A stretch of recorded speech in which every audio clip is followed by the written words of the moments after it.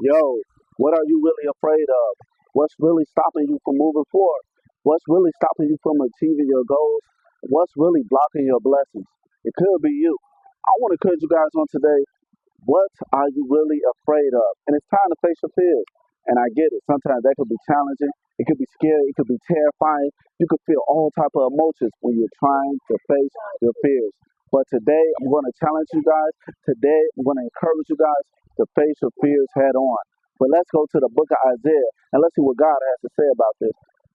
Isaiah 41:10 says, "Fear thou not, for I am with you. I will strengthen you. I will uphold you with my right hand of righteousness," right? And sometimes we don't realize that God is always with us. In the first two words, he says, "Fear not. I am with you and I shall strengthen you." And sometimes that's what we need. Most of the time, that's what we need. We need God's strength in order to overcome certain obstacles in our life. We all have a Goliath. We all have a giant in our lives that we think is bigger than God, whether it's your health, your mental stability, your job opportunities, whatever it may be, or it could be any type of phobia, whether you're scared of heights, spiders, dogs, or even being successful.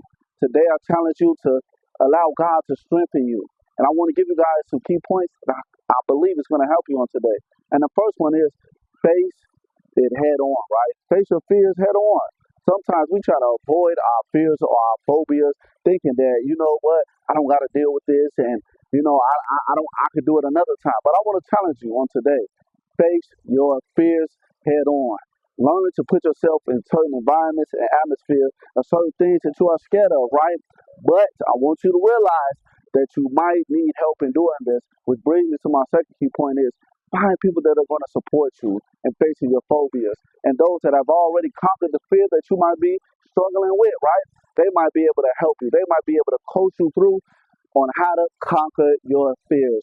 And my last and most powerful point, I want you guys to realize what God says, that no weapon formed shall prosper against you, right?